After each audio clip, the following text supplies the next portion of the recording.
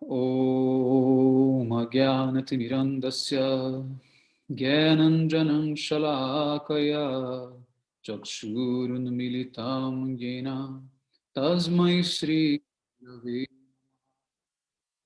Gurave Gaurachandraya Radhikaye Stadalaye Krishnaya Krishna Bhaktaya Tadbhaktaya Namo Namaha Narayanam Gurum Vande Saranyam Bhaktavandavam Gauramanovistam Purnam Radhadasyam Pradayakam Rupanugacharya Varyam Rupamanjari Preshtakam Patita Pavana Bandavam Yugacharya Narayanam Vanchakalpa Tarubhyascha Kripa Sindhubhya Evacha Patitanam Pavanebhyo Vaishnavebhyo Namo Namaha Namo Mahavadanyaya Krishna Prema Pradayate Krishnaya Krishna Chaitanya Namne Gaura Tuise Namaha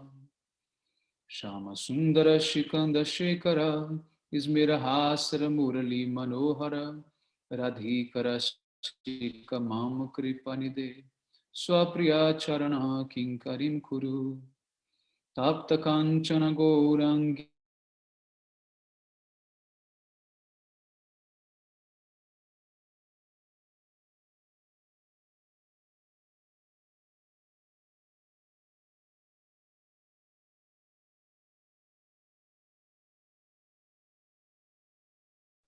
Shri Krishna Chaitanya Prabhu Nityananda Shri Advaita Gadadhar Sri Vasadi Gaura Bhakta Vrinda Hare Krishna Krishna Krishna Hare Hare Hare Rama Rama Rama Hare Hare. Então, primeiramente, eu gostaria de dar início, oferecendo as minhas mais humildes e respeitosas reverências à poeira dos pés de lótus de Paramaradatama Shri Guru Pada Padma, Nitrila Pravishta Om Vishnupada Paramahamsa Parivrajacharya Astotra Sata Shisrimada Shila Bhaktivedanta Narayana Goswami Maharaj Shila Gurudeva. E também a todos os nossos mestres do passado, presente e do futuro, e a todos aqui hoje reunidos, as minhas mais respeitosas reverências. Muito bem, então, pela misericórdia de todos os nossos mestres, nós podemos nos reunir aqui hoje mais uma vez, hoje para conversar um pouco sobre o tema do livre-arbítrio. Eu escolhi esse tema para a palestra de hoje em função de uma pergunta que eu recebi da Nísia, da Nísia Fernandes, que está até aqui também ao vivo com a gente. E eu vou ler a pergunta dela e a partir daí eu vou, então, começar a responder e a explicar um pouco sobre esse tema do livre-arbítrio. Ela pergunta o seguinte: como é a visão do livre-arbítrio no Vaishnavismo? Venho de formação cristã, onde nos é dito que possuímos o livre-arbítrio, o que determina nosso destino, o céu ou o inferno. Mas sempre pensei, Deus permite que tudo aconteça e sabe o que irá acontecer. Pode mudar qualquer situação de sofrimento ou austeridade que nós, em nossa incapacidade de ver o todo, achamos ser insustentável. Para ele, que vê e sabe como funciona esse mundo e, de acordo com o karma individual, faz girar a vida de acordo com essa lei. Então, ele é o controlador. Onde entra o livre-arbítrio? E ela depois coloca uma outra questão. Sempre vivo esse embate interno, por exemplo, a questão do meio ambiente. Devemos fazer nossa parte para preservar, mas como estamos também em Kali Yuga, devemos estar cientes que a degradação do mesmo é inevitável. Faz parte do processo. Temos o livre-arbítrio de poluir, mas de qualquer forma haverá durante essa era esse processo de degradação, independente de nossas ações ou inações. Tudo o que fizermos já está contido nesse contexto. Ok? Muito bem, então aqui nós temos vários pontos que são dúvidas bastante comuns de qualquer pessoa, né, independente da fé dela. E aqui eu vou aos pouquinhos, então, começar a explicar para vocês esses pontos. Mas antes, eu vou fazer uma pequena leitura do Bhagavad Gita, tá? Para a gente poder contextualizar e, principalmente, ouvir as palavras de Deus, né? Afinal de contas, é Deus quem tem que dizer para nós, né, qual é a verdade acerca do livre-arbítrio, não é verdade? Uma outra coisa muito importante que esse tema do livre-arbítrio traz como um conhecimento adjacente é a questão se existe bem ou mal, né? Se o bem e o mal são estabelecidos por Deus ou se são apenas decisões aleatórias dos seres humanos, né? Ou de qualquer ser vivo, de modo geral. Tá? Então, eu vou tentar, ao longo dessa palestra, tocar em todos esses pontos e esclarecê-los da melhor maneira possível.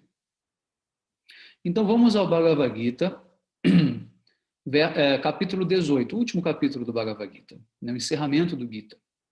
E vamos até o verso 63. Aqui nesse verso, Krishna ele está dizendo para Arjuna o seguinte: após Krishna ter falado todas as yogas, né, ter descrito sobre todas as possibilidades de transcendência, de busca pela verdade, de como essa própria verdade se manifesta em diferentes aspectos, né, Krishna, então, coloca para Arjuna a seguinte questão. Ele diz: assim, eu lhe expliquei o conhecimento ainda mais confidencial. Delibere a fundo sobre isto e depois faça o que você quiser fazer. Então, Krishna diz claramente para Arjuna: a decisão é sua. E não só a decisão é sua, como a deliberação ou a reflexão, né, sobre tudo isso que eu falei, cabe também a você fazer.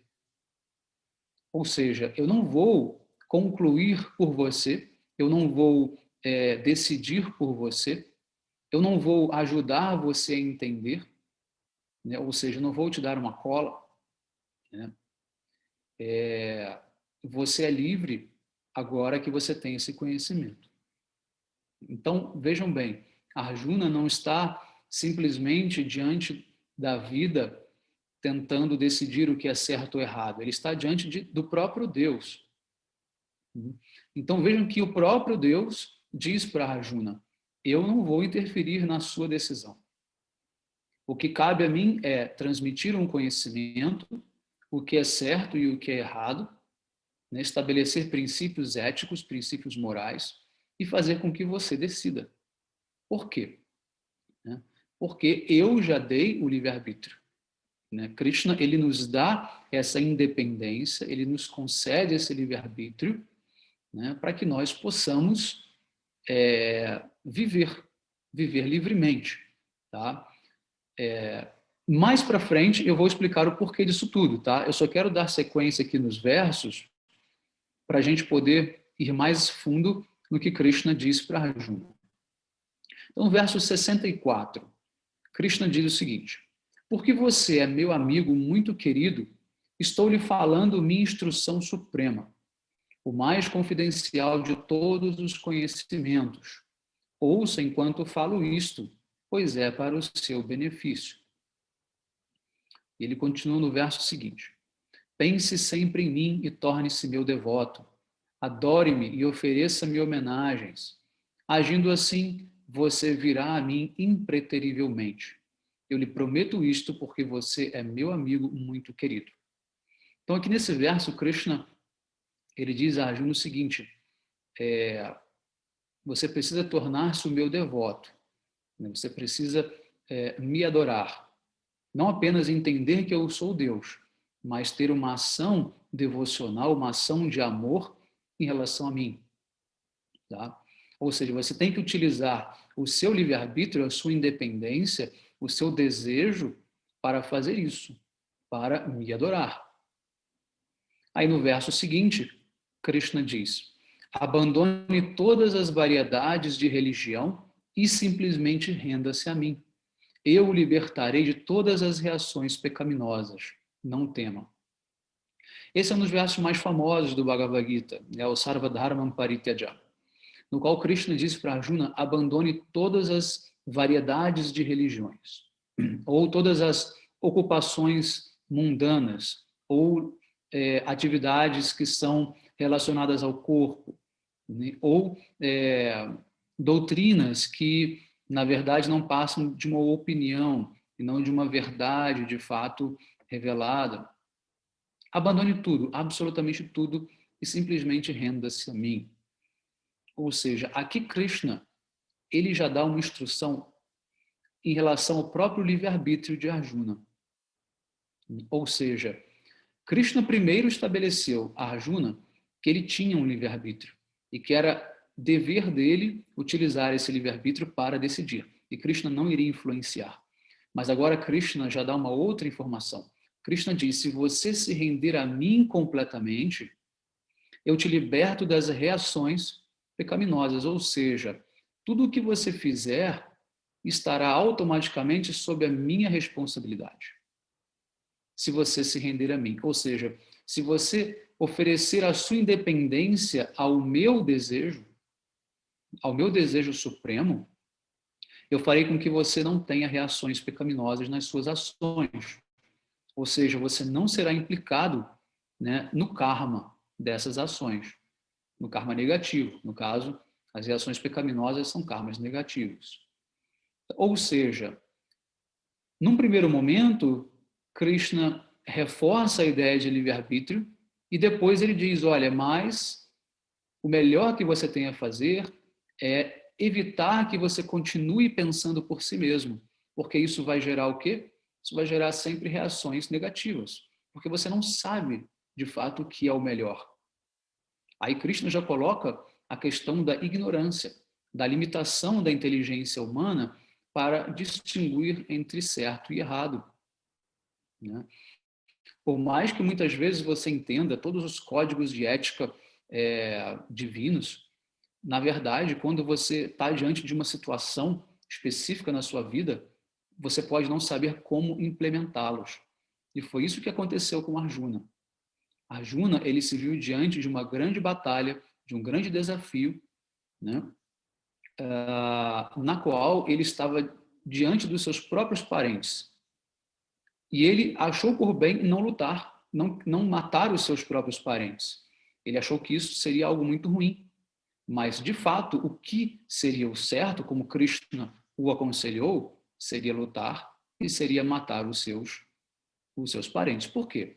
Primeiro, porque eles não eram parentes, né? Nós não temos relação física com as pessoas apenas, nós temos uma relação de alma, né? E dentro dessa relação de alma, todos somos iguais perante Deus, né? Ou seja,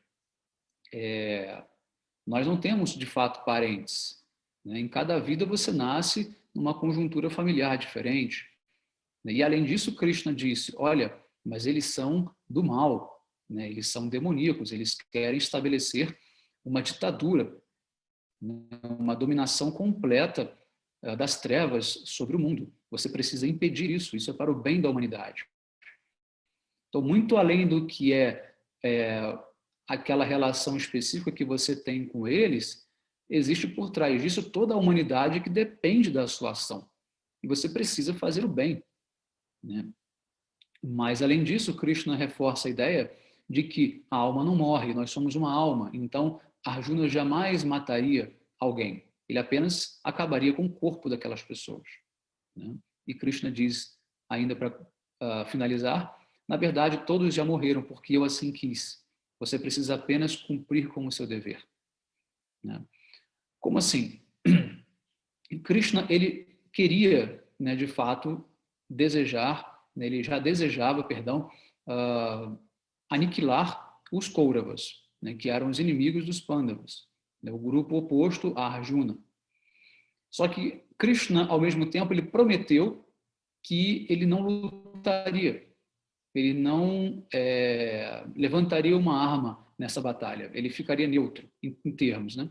Então ele precisaria usar Arjuna como seu instrumento para aniquilar, né, aqueles demônios. Então assim Krishna fez, ele usou Arjuna para aquela finalidade. Mas ele não poderia simplesmente manipular a mente de Arjuna.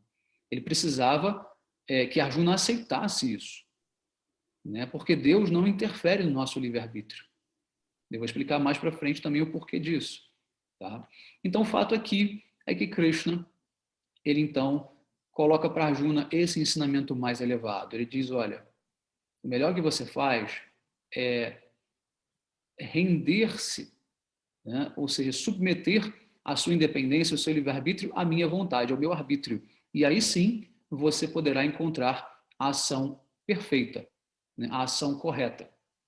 E eu te libertarei das reações pecaminosas, não tema. Ou seja, por mais que você mate os seus parentes, você não sofrerá com nenhuma reação pecaminosa, tá bom? Por quê? Porque essa é a vontade de Deus.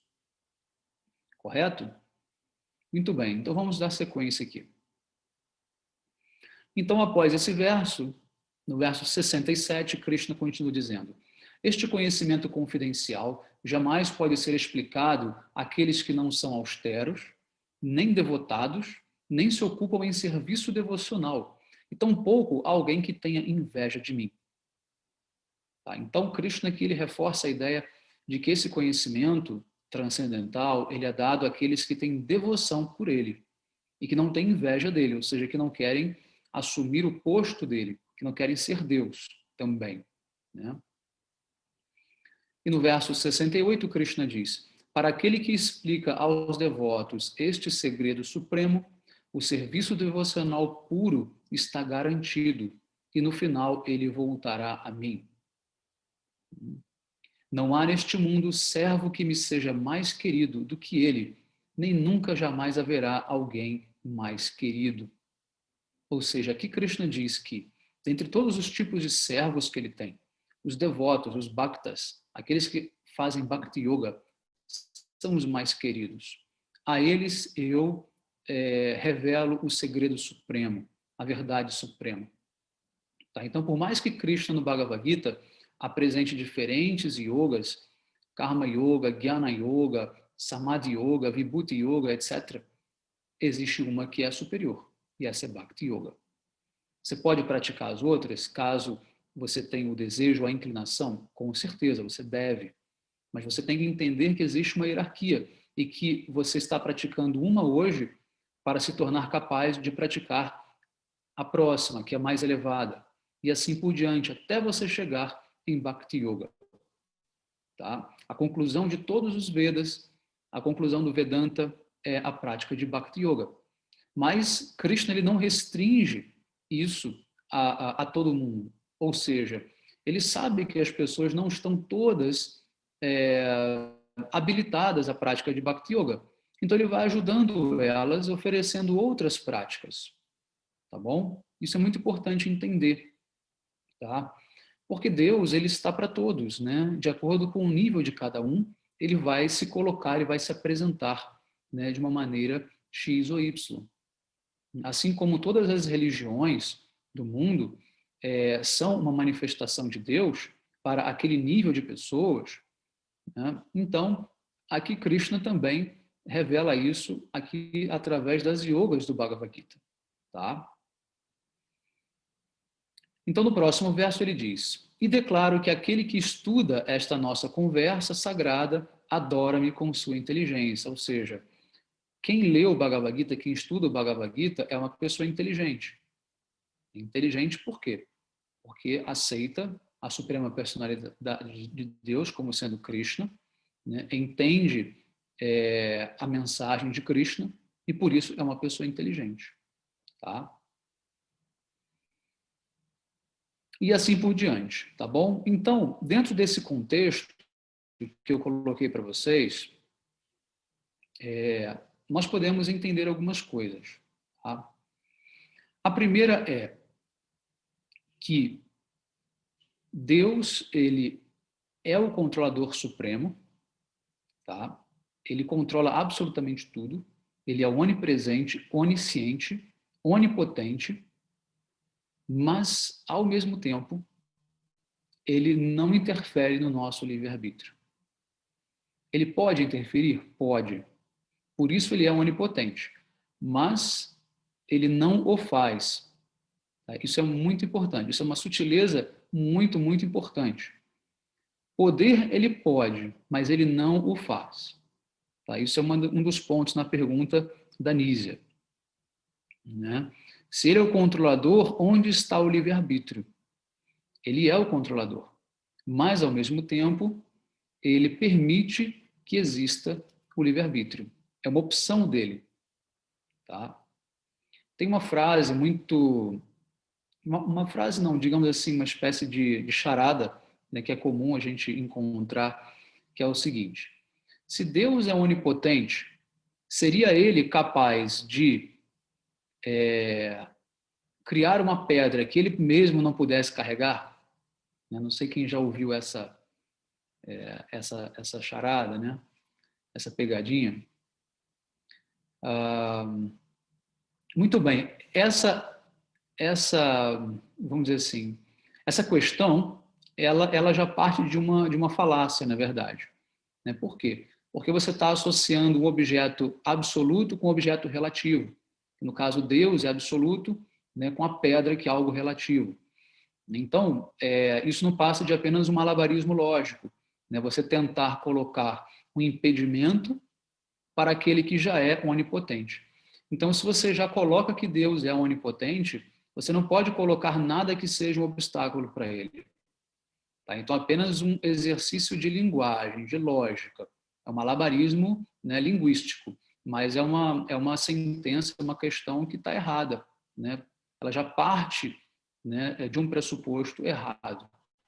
Tá? Então, quem é onipotente pode, de fato, tudo. Tá bom? Inclusive, ele pode não querer agir. E por que isso acontece? Tá? Bom, essa questão do livre-arbítrio, ela é sempre tratada dentro de uma espécie de maniqueísmo. Né? Ou é um determinismo, né, um fatalismo, ou seja, tudo que acontece tem uma causa anterior e, portanto, não há uma escolha, né, sobre essas ações, ou simplesmente tudo já está de acordo com o desejo de Deus.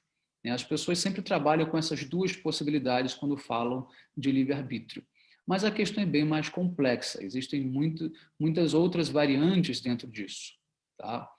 E uma delas é o fato de que, primeiro, quando nós agimos, né, a lei do karma, a gente tem que explicar um pouco da lei do karma para poder entender isso. Né? Quando nós agimos, nós geramos uma reação, tá? E essa reação ela pode tanto nos libertar quanto nos aprisionar dentro do mundo material, não é verdade? Então, é fato que nós temos o livre-arbítrio, mas as nossas próprias escolhas também nos limitam para poder ter escolhas futuras. Tá? Isso é muito importante entender. Então, se a gente fosse partir do ponto zero, do marco zero da sua existência, tá? Você tem o seu 100% de livre-arbítrio, suponhamos, tá bom? Você vai começar a agir, né? E ao longo da sua existência, a gente pode colocar aí incontáveis vidas, bilhões de vidas que você já viveu nesse mundo material. Com a sua própria escolha, com as suas próprias escolhas, você foi colocando limites para as suas próprias escolhas futuras. Quando você tomou decisões erradas, equivocadas, você colocou na sua frente um muro. Muitas vezes as pessoas vão para a prisão por suas escolhas erradas. Ou seja, a escolha daquela pessoa limitou a capacidade dela de poder escolher novamente. E ela vai ter que esperar aquele karma terminar, aquela punição terminar, para que ela novamente adquira a capacidade, né, de optar de modo mais livre, né, que o seu livre-arbítrio possa estar mais vigente. Tá? Então, não é simplesmente uma coisa ou outra. Né? Existem várias variantes, e uma delas é essa. O fato de que você mesmo restringe o seu livre-arbítrio com as suas ações. Então, Deus não tem absolutamente nada a ver com isso. Tá? Agora, Deus conhece o futuro. Né? Se Deus conhece o futuro, se ele é onisciente, ele já entende que a partir, né, desse seu padrão hoje, né, de consciência, esse seu padrão emocional, intelectual, físico, há uma tendência para você pensar e agir de tal maneira no futuro. Então, Deus, ele faz o quê? Ele faz, vamos dizer, como se chama? Ele faz, me fugindo a palavra, não é uma predição, mas ele faz uma suposição, vamos dizer assim, né, que é 100% acertada, né, de que você, a partir desse seu padrão hoje, né, você vai escolher tais coisas no futuro. Né? Para ele isso é fácil, né, porque a inteligência dele é uma inteligência perfeita. Né? E não só isso. Né? Quem vai te colocar dentro de um contexto para você receber o seu karma é Deus, é Paramatma. Não é Krishna, é Paramatma, que está no nosso coração. Tá? Então, quem te dá o resultado do seu karma é Deus, na forma de Paramatma, ou seja, ele já sabe, né, obviamente, que você fez alguma coisa e você precisa receber uma reação X sobre aquilo, correto? Ao mesmo tempo, já entendendo o seu padrão e de onde você age e como você age, ele sabe, inclusive, né, que você vai fazer outras coisas no futuro também. Então, ele já está preparado para isso. Tá? Porque, imaginem vocês, essa interação entre os seres aqui do mundo, né, são quase que incontáveis seres, né? Não são infinitos, mas são incontáveis. Seres interagindo, tá? Sempre gerando karmas entre si.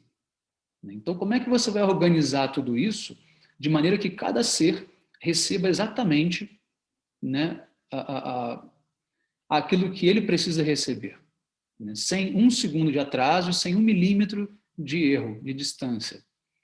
Né? Então, só com essa grande consciência universal, né, que é a Paramatma, que está presente dentro de cada átomo da existência e também dentro do coração de cada entidade viva. Então, ele vai organizar tudo isso já fazendo uma projeção. Agora a palavra chegou. É uma projeção. Ele vai projetar, né, esse futuro a partir de tudo que está acontecendo agora. Ele vai calcular as possibilidades, aonde fica melhor para cada um estar situado, e ele vai direcionar, né, todos esses seres para os seus destinos. Isso é um trabalho que, né, nenhum computador jamais poderia fazer, muito embora você tenha programas de computador que trabalham com essa mesma inteligência, né, de prever situações e de colocar você naquela outra situação, por exemplo, um jogo de videogame. É um jogo de videogame, você está ali jogando, né, e você pode fazer qualquer movimento, depende da sua vontade. O jogo não está impondo a você, né, ir para a direita ou para a esquerda, pular com um segundo de atraso ou adiantado e cair na boca daquele monstro. Né? Mas o programa de computador, ele faz o quê? Ele prevê situações, ele projeta situações para poder, de acordo com a atuação, ele poder dar uma reação, ele dá um resultado. Senão o jogo travava. Né? Se o jogo já não previsse o que você pode fazer, o jogo travava. Mas então você tem que ter o quê? Milhões de possibilidades, né, já previstas dentro do software daquele jogo, para que você, dentro da sua liberdade, possa agir e o jogo possa te dar uma opção de continuar dentro daquele cenário, interagindo com o jogo. Então é dessa maneira que Paramatma interage. Ele já projetou as possibilidades infinitas quase, né, de ação das entidades vivas, né, porque ele já conhece o padrão da entidade viva. Né? As possibilidades, na verdade, de ação e reação são quase, né, assim, previsíveis, até para nós, muitas vezes. Né? A gente consegue fazer certos diagnósticos. Então, vocês imaginam Deus. Ele faz um diagnóstico em uma fração de segundos para daqui 100 milhões de anos. Tá? Ele tem essa capacidade. Então, entendam como que funciona a coisa. Você continua tendo o teu livre-arbítrio, porém, ele está sujeito às regras que Deus criou. Tá? Então, você pode dizer, o livre-arbítrio é a possibilidade de fazer qualquer coisa, mas você não pode criar um novo universo, você não pode acabar com essa forma de vida, com a existência da Terra, por exemplo, você não pode fazer muitas coisas. Então, esse poder tudo, ele é relativo também. Então, o que de fato nós podemos fazer já está pré-estabelecido por Deus. Tá? Já está pré-estabelecido por Deus. Então, basicamente, dentro de quase todos os aspectos da vida, o que nós achamos que estamos escolhendo, na verdade, já é algo que Deus já praticamente colocou para nós como sendo as opções. Né? Um exemplo disso é um animal dentro de um zoológico. Né? Ele é livre dentro da jaula dele. Né? Então, você pode dizer, não, ele é livre, ele pode fazer o que ele quiser. Sim, mas ele não consegue sair da jaula. Então, o ser humano também. Ele é livre para fazer tudo o que ele quiser fazer, mas dentro das limitações que o próprio livre-arbítrio apresenta, que a própria natureza humana apresenta. Tá? Então, dito isso, né, o que nós vamos ter agora como consequência? Né? O fato de que existe um ponto muito importante, né, sobre o qual Deus jamais irá interferir, né, que Krishna diz muito bem para Arjuna ali no Bhagavad Gita, que é o quê? É a decisão dele de se render a Deus. Isso, de fato, Deus não vai interferir em absolutamente nada. Tá? Então, nós podemos estar delimitados dentro de várias escolhas e ações do mundo material. Tá? O nosso livre-arbítrio ele é bastante limitado, tá bom? Porém, no tocante à devoção, ao amor a Deus, à rendição a Deus, não há qualquer tipo de interferência. Por quê? Porque se houvesse qualquer tipo de interferência por parte de Deus no seu amor, na sua devoção e na sua rendição a Ele, né, isso deixaria de ser o quê? Um amor espontâneo, um amor verdadeiro. Né? Isso passaria a ser o quê? Um condicionamento, ou seja, seria um amor programado. Né? Só que Krishna, ele não quer um amor artificial, ele não quer uma inteligência artificial, ele não quer um robô, né, que diga eu te amo. Né? Ele não quer isso, ele quer alguém real, uma alma verdadeira que espontaneamente possa dizer eu te amo, ou possa servi-lo, né, da melhor maneira possível. Então, se Krishna interferisse no nosso livre-arbítrio, no tocante especificamente à devoção, não haveria nenhuma graça, né, nessa troca amorosa, e é tudo o que ele mais quer, é essa troca amorosa conosco.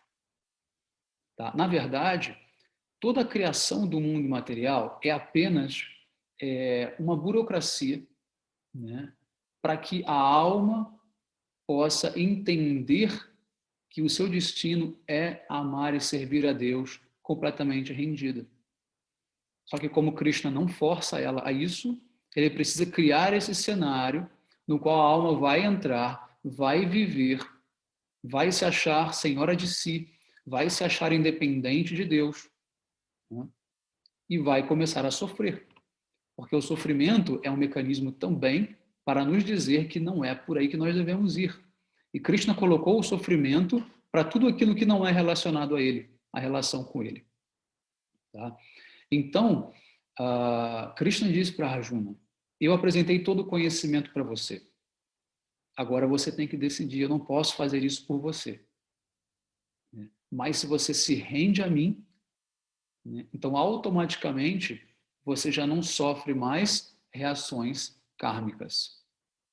Tá? Você já não sofre mais com reações que vão te prender no mundo material. Ao contrário, você vai continuar vivendo, porém, tudo que você fizer, né, como devoção, te ajudará a se libertar do mundo material. Tá? Agora eu vou dar um ponto mais elevado ainda, mais fundo. Isso aí que é o seguinte: quanto mais livre-arbítrio você conquista, tá, dentro do processo devocional, mais você quer se render à vontade de Krishna. Tá? Mas esse render-se à vontade de Krishna não é que você perca o seu livre-arbítrio. Ao contrário, o livre-arbítrio sempre vai existir, mas você vai apenas agir de acordo com a vontade dele. Por exemplo, na morada transcendental de Krishna, Goloka Vrindavana, onde ele está lá acompanhado dos seus associados eternos e de inúmeras outras almas que já chegaram no estágio de perfeição, já entraram lá, né, na morada dele. Né? Todas essas almas têm 100% do seu livre-arbítrio. 100%. A diferença é que elas utilizam esse 100% desse livre-arbítrio para o serviço de Krishna. Mas nenhuma delas se tornou condicionada, né, ou controlada por alguma outra energia, né, que as faça agir de tal maneira. Não. Então, todo o nosso esforço tem que ser para o quê? Para conquistar o nosso livre-arbítrio pleno. Tá? Para nos descondicionar, tá? Para nos descondicionar, ou seja, para não sofrermos mais as influências do mundo material, com os seus 3 modos, né, que nós chamamos de triguna, que são sattva, raja e tamas.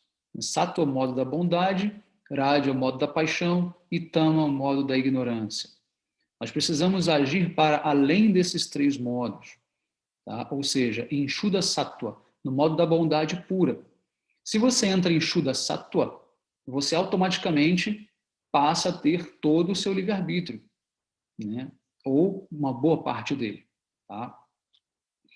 Então, quanto mais você avança em devoção a Deus, quanto mais você se rende à vontade divina e serve a Deus, mais você adquire o seu livre-arbítrio de volta. Por quê? Porque você vai queimar karmas negativos e karmas positivos também. Ambos limitam o nosso livre-arbítrio. Tá?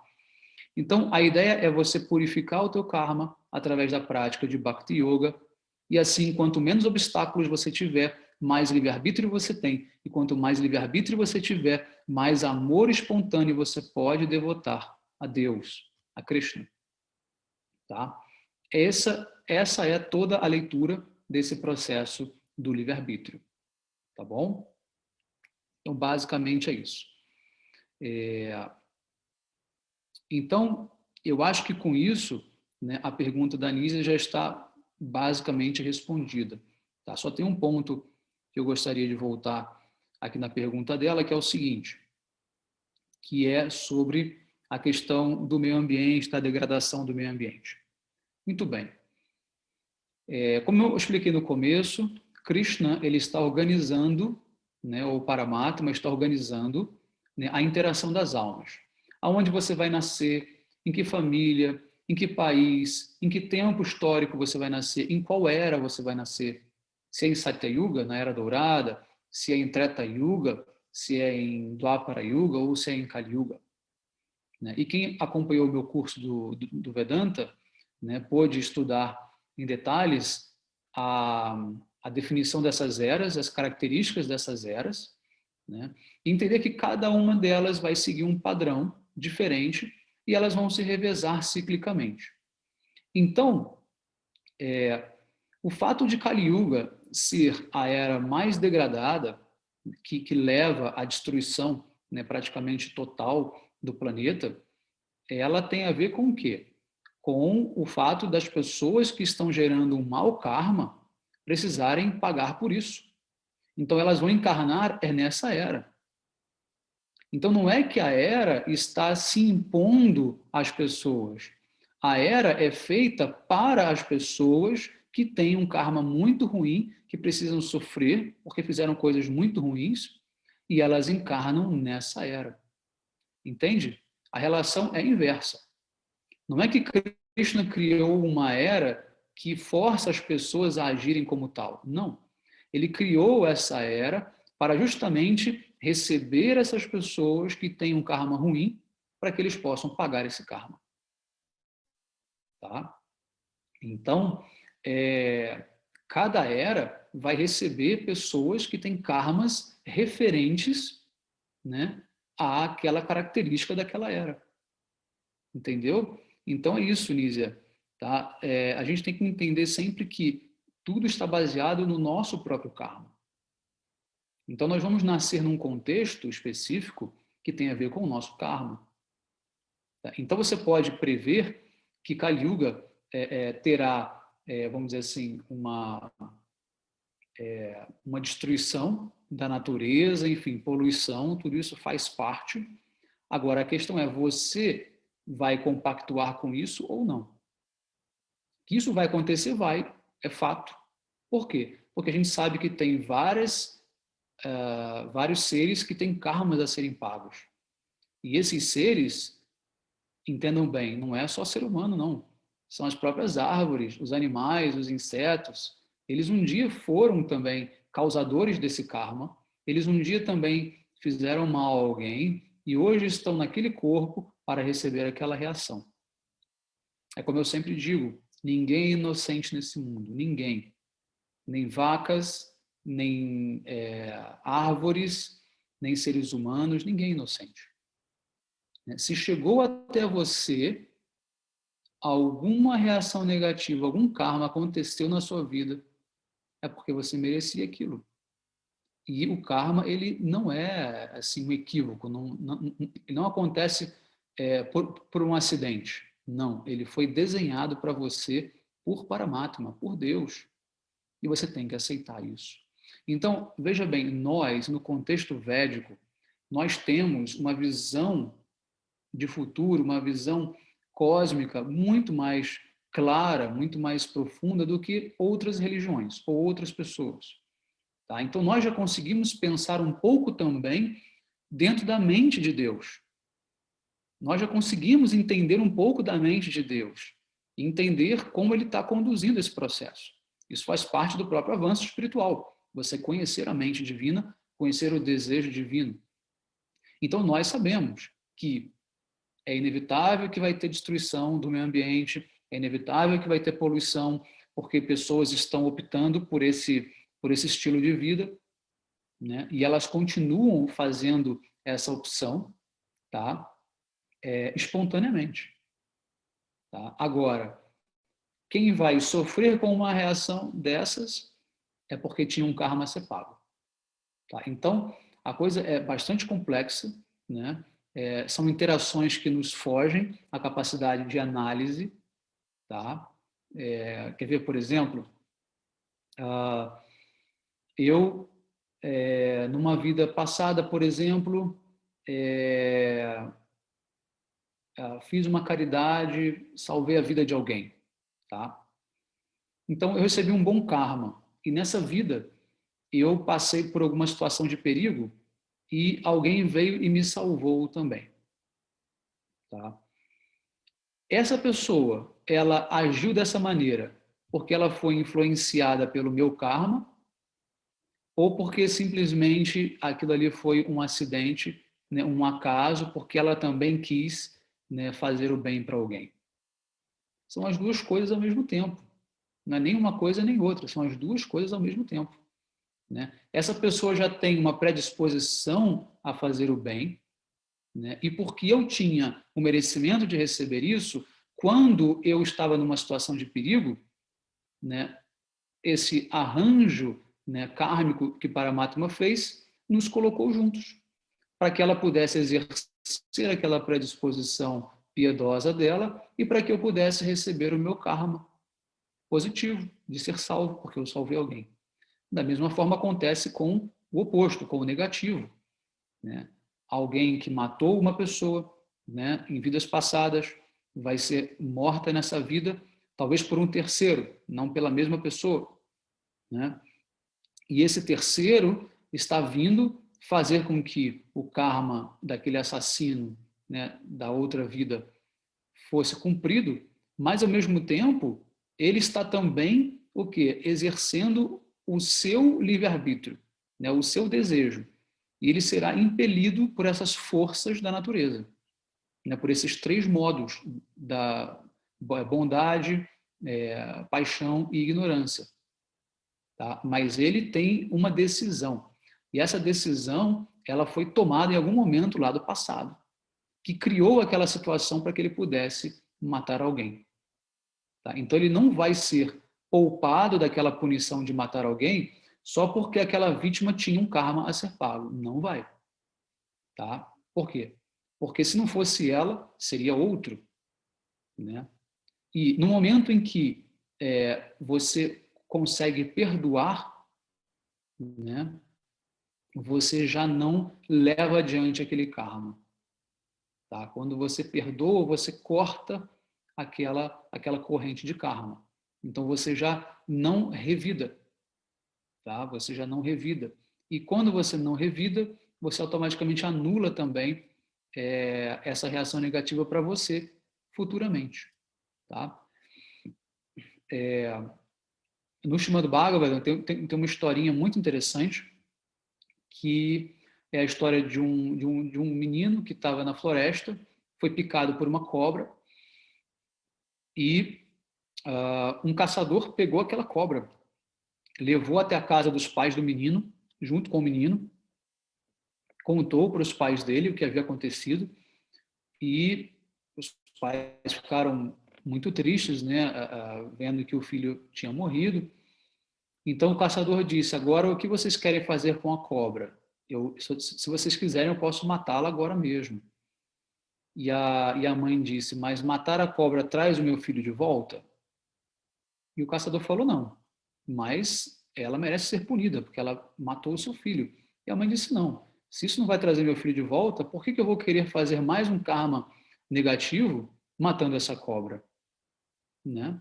E a cobra, por si só, também respondeu e disse o seguinte: olha, a culpa não é minha, a culpa é do karma do menino, né, que deveria morrer por uma picada de cobra, né, porque numa vida passada ele matou uma cobra.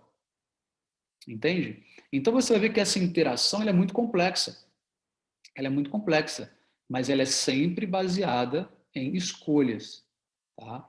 Só que muitas vezes, como eu disse logo no comecinho, essas escolhas elas não são totalmente livres o tempo todo.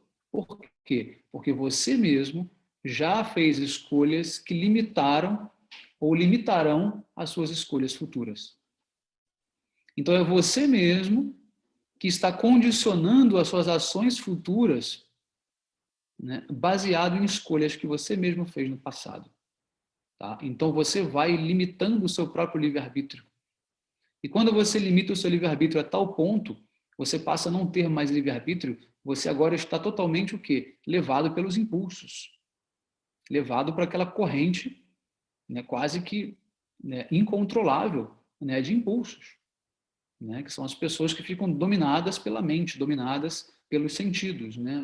São as pessoas demoníacas. Tá? E como que você sai disso? Você sai disso quando acontecer algum evento, né, espiritual muito marcante, né, que vai dar para você, né, uma capacidade de reflexão muito forte, como se fosse um choque, né, um choque para te ressuscitar. Né?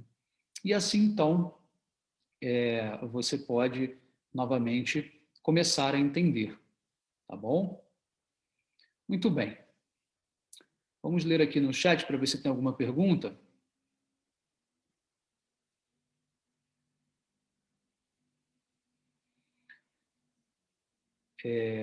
Eu não sei quem é o Galaxy Tab A. Se puder colocar o nome, seria bom.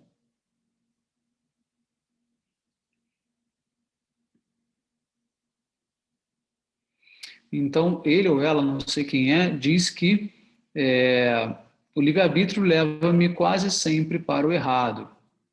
Como discernir? Orar a Krishna por ajuda? Então, como eu expliquei no comecinho, para você conseguir purificar a tua capacidade de escolha, né, você tem que estar praticando Bhakti Yoga.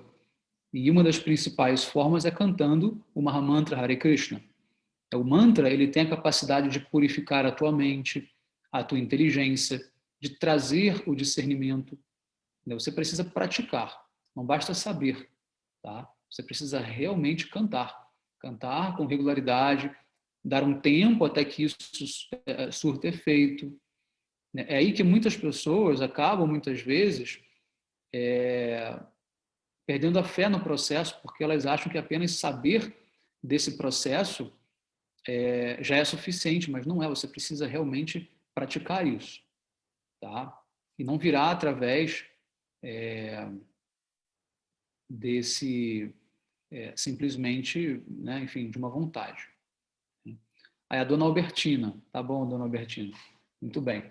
Depois eu ensino para a senhora como é que troca o nome daqui do seu perfil.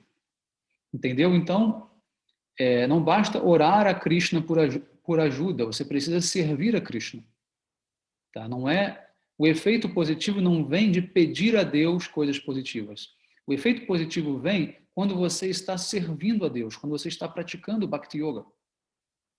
Isso é vou dizer até com uma palavra um pouco forte, isso é um ranço do cristianismo, essa coisa de pedir a Deus para tudo.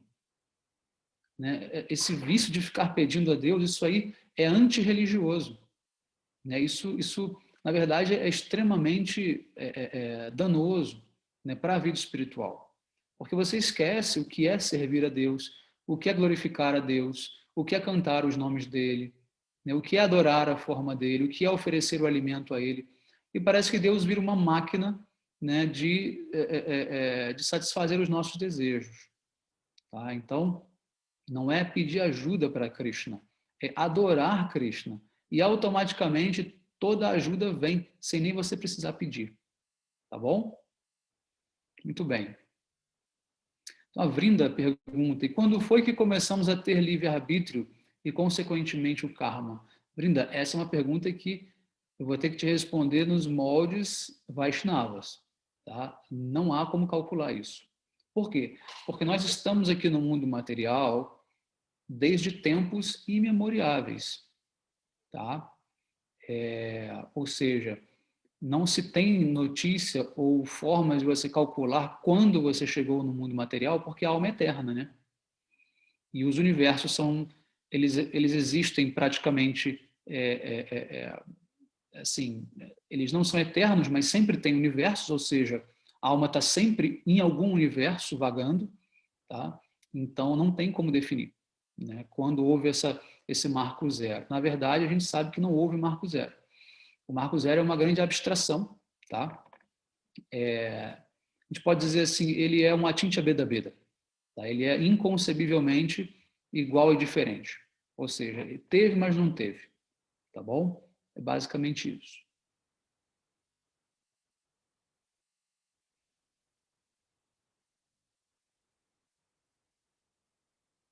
Então, o seu Antônio pergunta, Deus, na sua onisciência, já sabia que o homem iria ter a inclinação para o erro, por que ele não evitou de dar ao homem o livre-arbítrio? Sim, ele já sabia, com certeza, mas, como eu expliquei, ele quer dar o livre-arbítrio ao homem. Né? Porque isso é a única maneira que o ser humano tem, né, de conseguir manifestar o seu amor por Deus espontaneamente. Então é um risco que Deus corre. É um risco. Tá? E aí você vai ter que entender tudo isso a partir da sua própria realização espiritual, da sua prática, né, como que isso funciona. Né? Tem certas coisas que não tem palavras até para eu, né, conseguir explicar. Isso vai de sentimentos, né, de intuições que a gente tem no momento da prática espiritual, tá bom? Mas tudo está ocorrendo da maneira como tinha que ser mesmo, né? Tudo está perfeitamente certo de acordo com os planos divinos. E eu digo para vocês, Deus não se importa com a destruição do mundo, ele cria outro. Ele sabe que para isso isso não é o foco. O foco não é preservar o meio ambiente, né? Preservar o mundo como se o mundo fosse uma coisa importante. O mundo não é nada importante. Agora, o que é importante é a tua relação com Deus. É o que você está fazendo para não nascer mais nesse mundo material. E se unir a Deus de uma vez por todas. Isso é o mais importante. Tá? Nesse meio tempo em que você está aqui, é claro que você vai fazer a tua parte, mas esse não é o foco. Isso você faz por consequência. Tá? Isso você faz por obrigação, assim, como alguém que escova o dente todo dia, entendeu? Você tem que cuidar do meio ambiente. Mas isso é simplesmente uma reação ao amor incondicional que você já manifestou no seu coração. Né? Mas o foco não é esse. E não tem que ter pena de ninguém nem de nada. Né? Você tem que ter o quê? O desejo de desenvolver amor por Deus. Né? E automaticamente, ao desenvolver amor por Deus, você vai desenvolver amor por todas as entidades vivas. Tá? E o que vai acontecer em consequência disso? Você vai começar a entender que amar as pessoas não é simplesmente cuidar do corpo delas, o que é importante, mas é trazer este conhecimento, né, sobre Deus para elas. Esse é o verdadeiro amor para as entidades vivas. É aproximá-las de Deus. Tá? Porque aí o próprio Deus já protege. Né? Krishna diz, eu sou o protetor de todos vocês. Aqueles que se rendem a mim, né, estão protegidos. Né? No Bhagavad Gita, Krishna diz, Ananyas chintaya tamam jejana parupashate. Aqueles que me adoram, né, com devoção exclusiva, eu trago o que eles necessitam e mantenho o que eles têm. Então não é função do ser humano cuidar de outro ser humano. Krishna faz isso. E faz isso feliz, porque ele é a grande mãe. Não é? Então, é mais ou menos isso. Tá? Então, a dona Albertina diz, muito esclarecedor quanto à relação entre o karma e o livre-arbítrio, e também quanto aos motivos. Muito bem. Então, o Eduardo pergunta, o perdão anula o karma daquele que poderia resgatar seu karma com o que estava em dívida? Pergunto, o que estava em dívida ainda continuará com o karma negativo, apesar do perdão do outro? Sim, sim, ele continuará. Só que o perdão vai evitar que você se vingue. E nessa vingança, você vai gerar mais karma para você. Tá? A questão toda é que o perdão salva a você. Tá? Agora, o outro, ele vai ter o karma dele. Com certeza.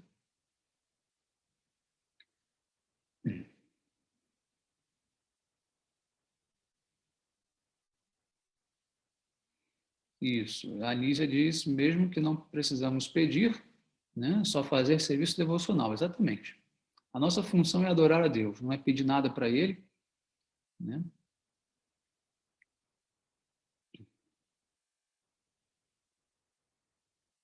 Então, o Guga tem uma pergunta aqui. Tenho dúvida acerca da entrada da alma no mundo material. A alma necessariamente tem que passar pelo mundo material antes de entrar na morada de Deus? A alma escolhe vir para o mundo material? E uma última questão, se tudo que nos afasta de Krishna causa sofrimento, causa sofrimento, temos realmente livre-arbítrio? Muito bem, vamos lá. Primeira pergunta. Se a alma tem que passar pelo mundo material antes de ir para a morada de Deus? Não, não necessariamente, tá? As almas, elas estão situadas no que a gente chama de região marginal ou fronteiriça, né? Que é entre, né, o mundo espiritual e entre o mundo material, tá? No momento em que as almas, elas são lançadas para fora do corpo de Mahavishnu, né, as almas, elas ficam dentro do corpo de Mahavishnu, quando não há nenhum universo disponível, quando houve a dissolução final, né, e outros universos serão criados, as almas vêm para o corpo de Mahavishnu, tá? Que é, na verdade, a própria origem delas. Né? Como eu expliquei, você não tem como calcular essa origem, então é como se elas sempre estivessem no mundo material, né, de certa forma. Mas quando elas saem do corpo de Mahavishnu, né, através da respiração de Mahavishnu, elas são exaladas, né, lançadas para fora do corpo dele. Elas, como um peixe que tem os olhos laterais, elas conseguem ver, né, esses dois mundos, tá? E elas vão ver um brilho muito forte vindo do mundo material e um outro brilho também muito forte vindo do mundo espiritual, tá? E ela vai automaticamente seguir para um lado ou para o outro. Nesse momento, não há escolha, no sentido, não há escolha consciente. Há escolha, mas não há uma escolha consciente. Por quê? Como ela não tem uma experiência prévia do mundo espiritual, ela não sabe que lá é o mundo espiritual e nem sabe também que cá é o mundo material, porque ambos são brilhos idênticos. Mas ela simplesmente escolhe, eu vou para cá, eu vou para lá. Algumas decidem ir, né, automaticamente para a morada divina e não precisam passar pelo mundo material. Tá? Outras vão para o mundo material. Isso tem a ver com um desejo de Deus, de Krishna, de povoar o mundo material e, ao mesmo tempo, também mandar várias almas automaticamente para a morada suprema. Então, o exemplo dado, né, pelos Vaishnavas é como um punhado de sementes de mostarda sendo lançadas contra a lâmina de uma faca. Né? Aleatoriamente, algumas cairão para o lado direito, outras para o lado esquerdo. Então, aleatoriamente, pelo desejo de Deus, algumas almas vêm para o mundo material e outras vão para o mundo espiritual, tá? É assim que a coisa funciona, tá bom? E aí Gurudeva explica o seguinte, que o próprio olhar das almas para o mundo espiritual já é o sadhana, já é o sukriti delas, né? E elas automaticamente são liberadas só por esse ato de olhar na direção do mundo espiritual, tá bom? Então, isso já responde a segunda pergunta também, né?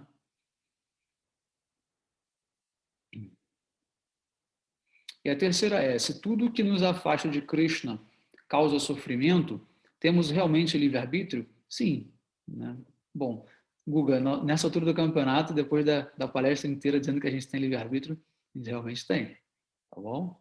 Agora, tem que entender isso aí. A questão toda é que tudo isso passa também por quê? Por uma questão de realização pessoal, né? de prática espiritual. Nem tudo poderá ser compreendido no âmbito intelectual, né?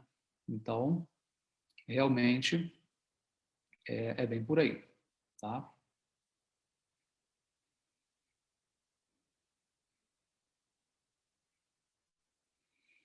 Então, e a última pergunta aqui da dona Albertina, que diz, nesta fase muito, muito principiante em que me encontro, servir a Krishna por meio do canto Mahamantra, do oferecimento do alimento a Krishna e do Ekadas, que algo mais poderei fazer? Tem muitas coisas, viu, dona Albertina? Muitas coisas, tá? Eu sugiro a senhora ouvir as aulas lá do meu canal do livro Néctar da Devoção. Tá? Lá eu descrevo todas as diferentes maneiras que nós temos para servir a Krishna. Tá? São basicamente 64 maneiras, mas existem outras extras também. Tá bom? E aí a senhora vai conseguindo entender esse processo. Tá bom? Muito bem. Nízia, se a sua questão ficou esclarecida, tá? Muito bem. Se não tiver mais nenhuma pergunta, a gente então vai encerrar por aqui. Tá bom? Todos tenham um excelente dia. Hare Krishna. Vanchakalpatarubhyascha kripa sindhubheva cha patitanam pavanebhyo vaishnavebhyo namo namaha.